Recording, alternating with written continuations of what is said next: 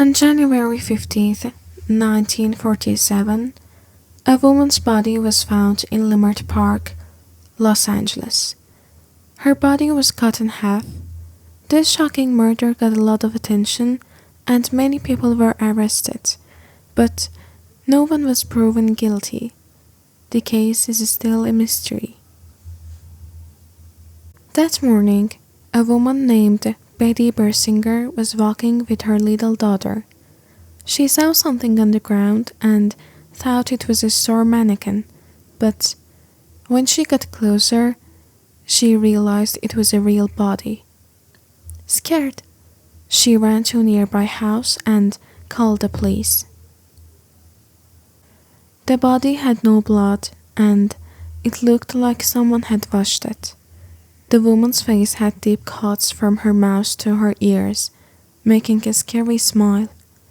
There were also cuts on her body and some flesh was missing.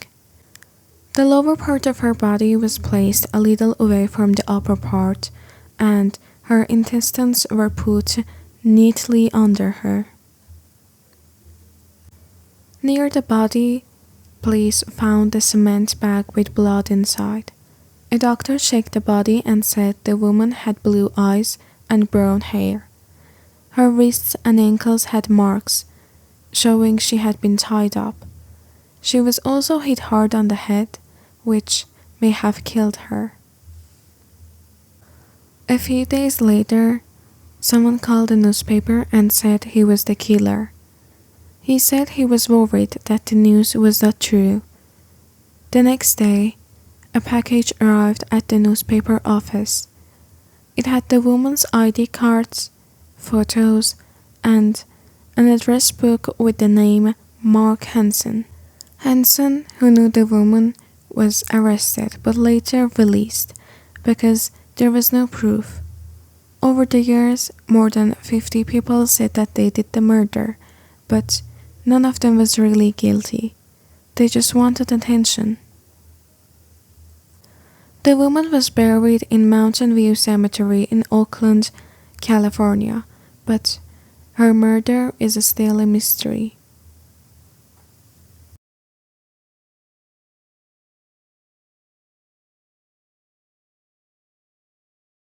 Christian and Léa were two sisters working as maids for a rich family in France. They started working in 1926 in the house of Mr. Lancelin, his wife, and their daughter. The sisters worked very hard but were paid little. Their boss was very strict and sometimes hurt them. They worked long hours and had very little free time. The sisters were very quiet and only talked to each other. They worked in the house for 7 years. One night in February 1933, something terrible happened. Mrs. Lancelin and her daughter went out, but did not come home. Mrs. Lancelin waited, but got worried. He went home to check and found the house dark and locked. He called the police.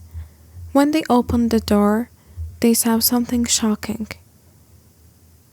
Mrs. Lancelin and her daughter were lying on the floor, badly hurt.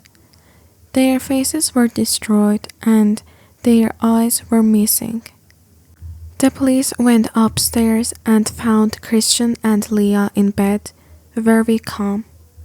A bloody hammer was next to them. When police asked what happened, Christian said it was them or us. Christian said their boss got angry when the power went out. She hit the sisters, so Christian fought back. She hit Mrs. Lancelin.